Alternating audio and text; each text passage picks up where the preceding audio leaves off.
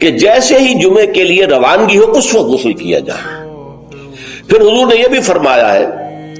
کہ اچھے کپڑے پہن کر جاؤ، دھلے ہوئے کپڑے پہن کر جاؤ۔ آپ نے فرمایا کہ کیا تم میں سے کسی شخص کے لیے یہ ممکن نہیں ہے کہ اپنے جو محنت کے کپڑے ہوتے ہیں، محنت یعنی جب کہ مشقت کرتا ہے، ایک لوہار بیٹھا ہوا ہے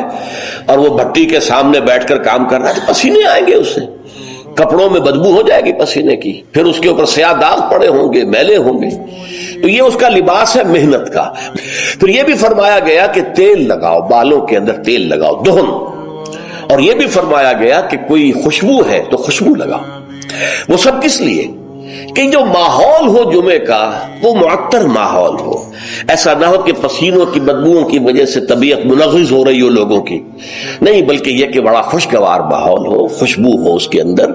اور یہ کہ کپڑے اچھے پہن کر لوگ بیٹھے ہوئے ہوں۔ بلکہ اسے کہا گیا الجمعۃ عید المسلمین، یہ ہفتہ روزہ عید ہے در حقیقت،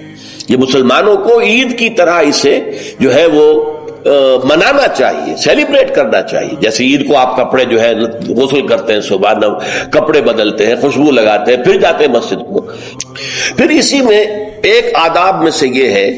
کہ جب تم مسجد میں جاؤ تو لوگوں کو پھلانگتے ہوئے اگلی صفوں میں نہ جاؤ، یا لوگوں کو علیحدہ کر کے پھر اپنے لیے جگہ بنانا،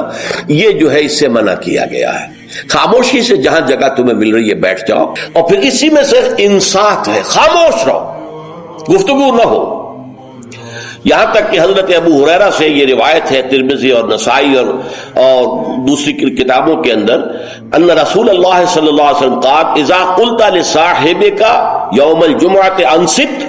والامام یخطب فقد لغوت۔ دو آدمی گفتگو کر رہے ہیں، آپ تیسرے آدمی ہیں، آپ سن رہے ہیں، آپ ان سے کہتے ہیں خاموش ہو جاؤ، تو تم نے بھی لغو کام کیا۔